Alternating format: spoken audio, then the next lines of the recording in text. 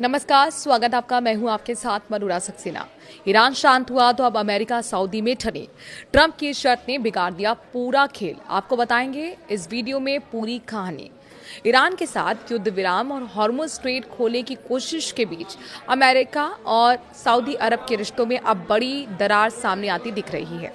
राष्ट्रपति Donald Trump ने Israel को मान्यता देने का दबाव बनाया, लेकिन सऊदी ने साफ इनकार कर दिया। अमेरिका और ईरान के बीच जारी तनावों के बीच अब एक नई जंग पर्दे के पीछे शुरू होती दिखाई दे रही है। इस बार मामला सीधे वॉशिंगटन और उसके सबसे पुराने अरब सहयोगी सऊदी अरब के बीच का है।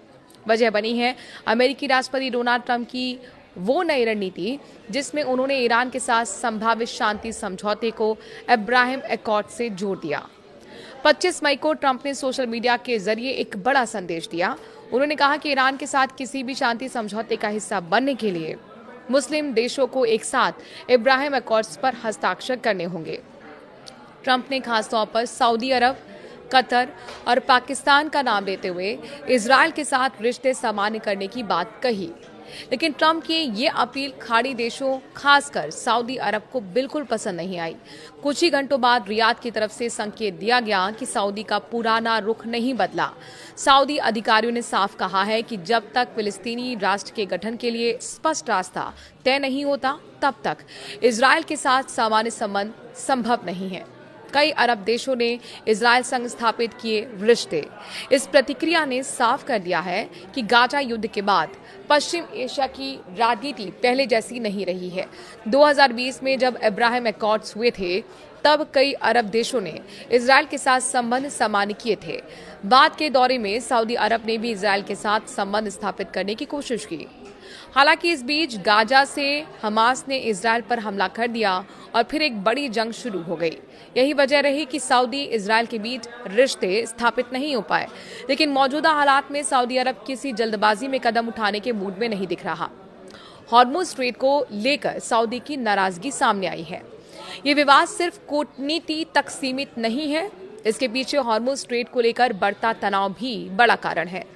मई की शुरुआत में ट्रंप प्रशासन ने प्रोजेक्ट फ्रीडम नाम के एक सैन्य मिशन की शुरुआत करने की कोशिश की थी। इसका मकसद हॉर्मुज स्ट्रेट में व्यापारिक जहाजों की सुरक्षा सुनिश्चित करना था, क्योंकि ईरान वहां अपनी पकड़ मजबूत कर चुका है। लेकिन अमेरिकी प्रशासन की सबसे बड़ी गलती यही रही कि उसने इस ऑपरेशन की घोषणा खाड़ी सहयोगियों से पूरी सहमति लिए बिना कर दी। इससे सऊदी नेतृत्व नाराज हो गया। रिपोर्ट्स के मुताबिक सऊदी क्राउन प्रिंस मोहम्मद बिन सलमान ने अमेरिकी सेना को अपने एयरस्पेस और सैन्य अड्डों के इस्तेमाल की अनुमति देने से इनकार कर दिया। प्रिंस सुल्तान एयरबेस से अमेरिकी उड़ानों पर रोक लगा दी गई। इसके बाद अमेरिकी ऑपरेशन को भारी झटका लगा और प्रोजेक्ट फ्रीडम सिर्फ 36 घंटे के भीतर ठप पड़ गया। अब सोच समझकर फैसला लेगा सऊदी अरब, ये सवाल सबके मन में है। देखिए, सऊदी अरब अब अमेरिका की हर रणनीति का आंख बंद करके समर्थन नहीं करना चाहता। इसकी सबसे बड़ी वजह ईरान का सीधा खतरा है। तेहरान पहले ही चेतावनी दे चुका है कि अगर किसी खाड़ी देश ने अमेरिका या फिर इजरायल सैन्य कार्रवाई के लिए अपना एयरस्पेस इस्तेमाल करना दिया तो उसे भी जवाबी हमले का सामना करना पड़ेगा। 2019 में सऊदी अरब के अब कैक और खुरैस्तेल प्लान्स पर हुए ड्रोन और मिसाइल हमले पर अब रियाद के लिए बड़ी चेतावनी बने हुए हैं। यही कारण है कि सऊदी नेतृत्व किसी सीधे सैन्य टकराव से बचना चाहता है। इसके अलावा सऊदी अरब खुद को इस्लाम की सबसे पवित्र जगहों मक्का और मदीना का संरक्षक मानता है।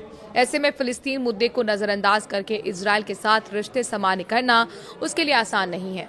गाजा युद्ध के बाद अब अरब देशों की जनता में इजरायल के खिलाफ गुस्सा भी काफी बढ़ रहा है। उधर ईरान इस पूरी घटना को अपने लिए रणनीतिक मौके की तरह देख रहा है।